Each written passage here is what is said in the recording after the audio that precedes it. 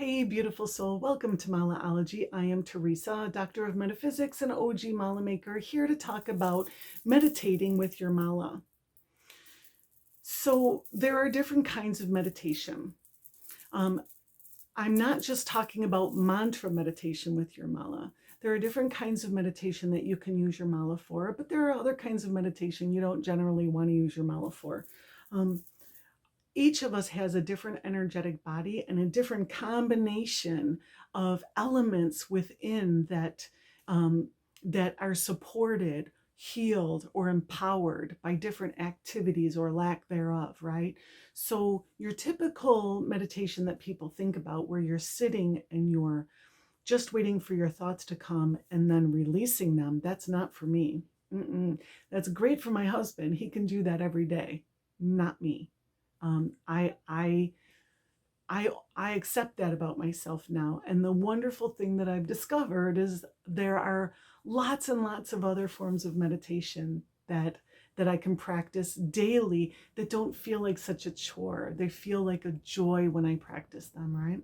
So there's walking meditation. I actually first started practicing this at a Buddhist monastery here in Michigan. With each step, you either count a bead or you recite a mantra and count a bead with every step, right? And so it makes your steps very deliberate. It puts your steps in tune with your mantra and your beads in tune with your steps. And both of them become very grounded with Mother Earth, right? So Mother Earth becomes a partner, a co-creator with you in the process of that meditation. It's very, very powerful. Mantra meditation, where you're just sitting and counting your beads, or just laying and counting your beads and counting your blessings, reciting a mantra, or just breathing, right? One thing I learned when my son was very, very young and he was in school and he has ADD and he had a really, really hard time being still, being quiet and engaging with the teacher as she spoke. He couldn't understand. It was really hard for him to grasp things outside of himself. The teacher gave him a pencil, like this pen, and she told him to roll it between his hands like this as she spoke.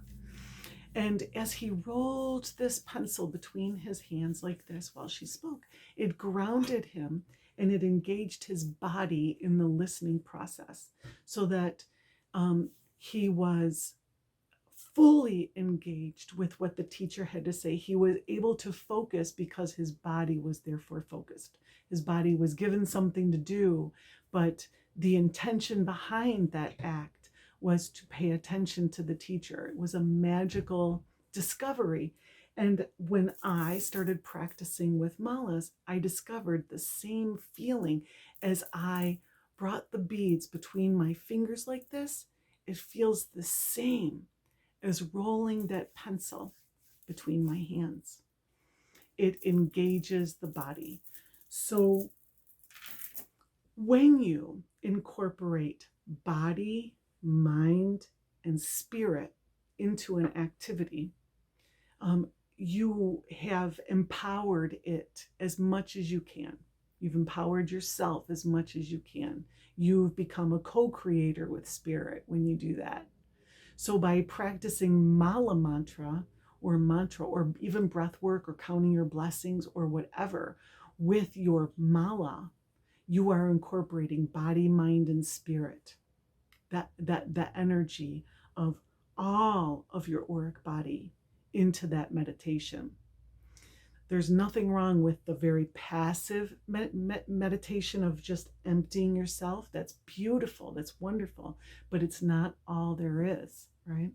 Some other meditations that I like to practice is the Om, is just laying in bed and stimulating my vagus nerve by deep Oms, deep elongated Oms, and just pulling the mala through as I speak the Oms. Doesn't take many Oms, probably 15, before I'm completely still and there's no more Oms coming out, no more beads being worked through. But that gets me into that deep, passive, meditative state, that altered brainwave state, right? So we all have different modalities. But the reason that I use a mala is it grounds me, It helps to bring Mother Earth into the practice as well, especially when walking. And it incorporates body, mind, and spirit. So when you speak a mantra and you are meditating on your mantra with your mala, your words, your thoughts, and your deeds are all working together. You have to think about the intention, think about the mantra, and then you have to speak it. Even if you speak it out loud, if you whisper it, if you just mouth it, you can even think it, and it's still part of your throat chakra, right? And then you physically count your beads as you do this. This is thoughts, words, and deeds, right? This is the magic of Mala Mantra. And put this behind any of your intentions, anything that you want to bring about into your life, whether it's healing, empowerment, prosperity, love, comfort, spiritual ascension, whatever it may be. This will supercharge it in a way that I haven't found anything in life that will supercharge things more than putting your thoughts, words, and deeds together, your body, mind, and spirit together. Jesus said, the greatest commandment is to love the Lord thy God with all your heart, mind, and soul. It's the same thing. Heart, mind, and soul. Your body is your soul, right? So put that magic behind your intention, and you will live a much more magical life, right? You will practice a much greater, much more empowered magic. Thanks for being here. Thanks for being you. All blessings, love, and light.